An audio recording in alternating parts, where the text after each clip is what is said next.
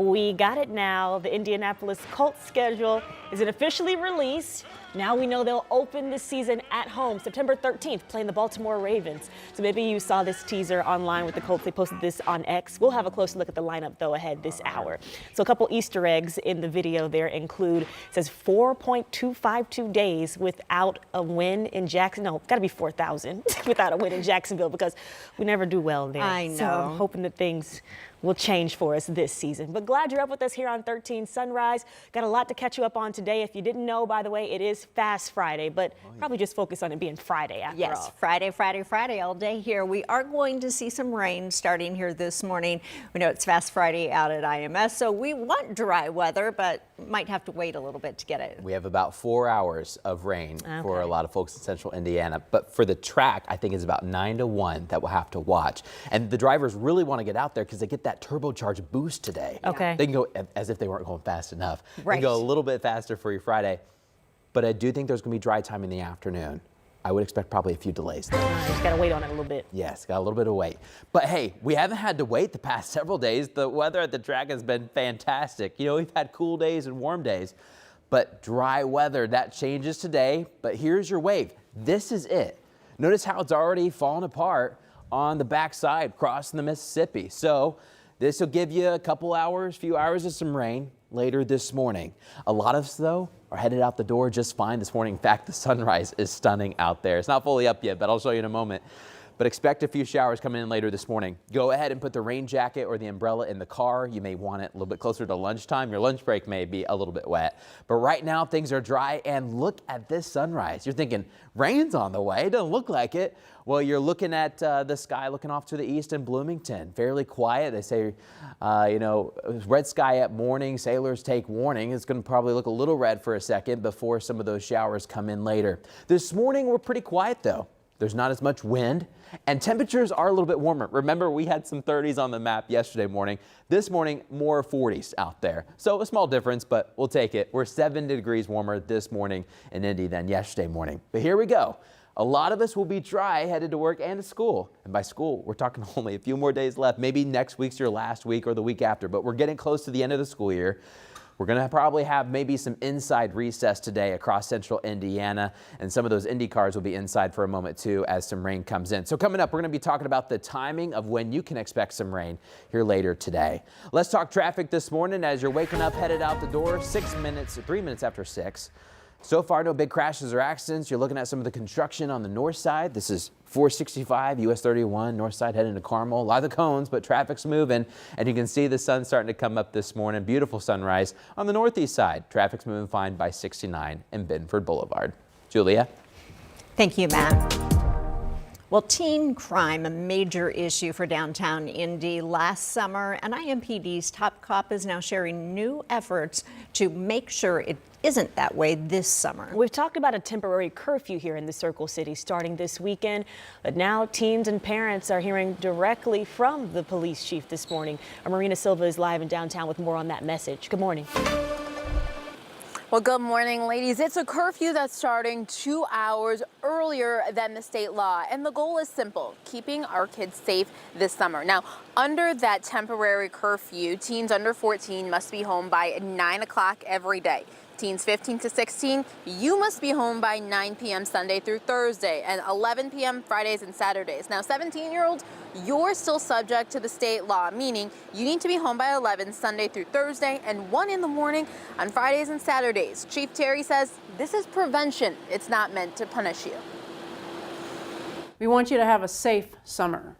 Across our city, there are programs, sports, mentorship opportunities, and activities that can help you stay active, meet new people, and build your future. All right, teens, so if you're caught out past curfew, then you are taken to a location and your parent or guardian gets called. Now, this will run now through Labor Day, so it's Friday night. If you have plans tonight, make sure you set those watches. Make sure you have a plan to get home by the time curfew starts. All right, thank you, Marina, reporting live in downtown Indianapolis for us this morning. God put me there for a reason. You know, I am trained for that. A retired Muncie police officer you heard from right there, his quick thinking stopped a suspect in a deadly triple shooting in Muncie on Mother's Day. Scott Odell spoke exclusively with 13 News about his actions to make sure the suspect didn't get away. And it really is what helped. He spent more than 2 decades in the SWAT unit, so he's pretty experienced. Odell tells us he and his fiancée were driving home Sunday when they saw someone crying on the side of the road and asking for help. As they drove closer, they say they saw a man standing over that woman. Odell says after the man ran into a house, he grabbed his gun and chased that man. A few seconds later, the suspect came outside. And I was yelling at him to get his hands up and get on the ground. And then I just kind of closed the distance. He stepped down. And then by the time I got to the sidewalk and he was down there, I just put him on the ground and then controlled him until the police came. Muncie police say the suspect dragged Cheyenne Rains down the sidewalk and shot and killed her. He is also accused of shooting 2 other men who were trying to help that day. That suspect is still in Delaware County custody this morning. He is being held without bail on a dozen preliminary charges. 13 News did reach out to the prosecutor to ask when they'll be filing official charges, though we haven't heard back yet. Right now, a person is critically injured after a shooting on Indy's east side. This was around 6:30 last night at the Budget 8 Inn near 21st and Shadeland. We're working to learn what led up to that shooting and if police have identified a suspect or a motive. But if you do have any information, you're asked to call Crime Stoppers or the IMPD Police Department. Happening today in the courtroom, a former teacher at an Indianapolis Christian school is expected to plead guilty to child seduction. Tori Lemon is charged with having a sexual relationship with the student and is facing 2 counts of child seduction. Now, Lemon took a plea deal on similar charges in Hamilton County. She is currently on probation from that sentence.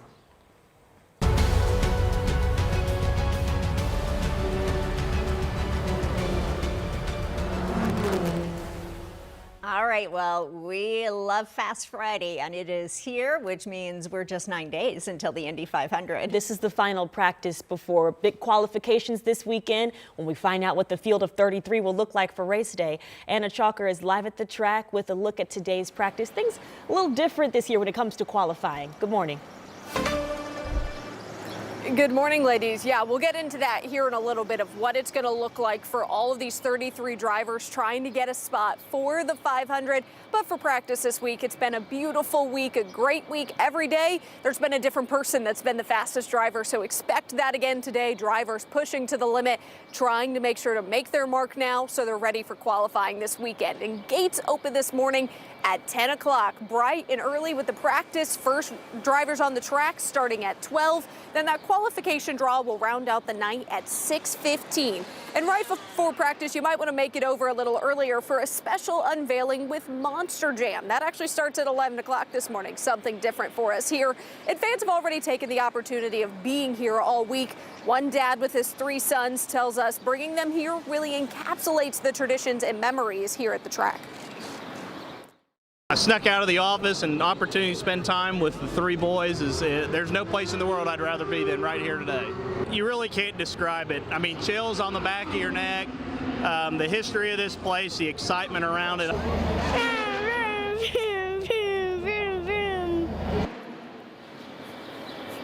Isn't that the most perfect little impression of Indy cars? He is so cute. We have to keep showing him because of how cute he is. But hey, he got in for free today because tickets are $25. Kids 15 and under get in for free. So a great deal for that family there and a great moment for them as well. And like you said, these qualifying rounds are going to look a little different the next couple of days. So coming up, we'll lay out what day is going to be showing what type of drivers, what positions are going to fill, because it is a little different, but it's going to be exciting for these fans to see who's going to place where. It might help you map out what day and time you want to go, in addition to keeping an eye on the weather today. Thank you, Anna. Well, President Trump is headed back to the U.S. this morning after wrapping up a trip to China.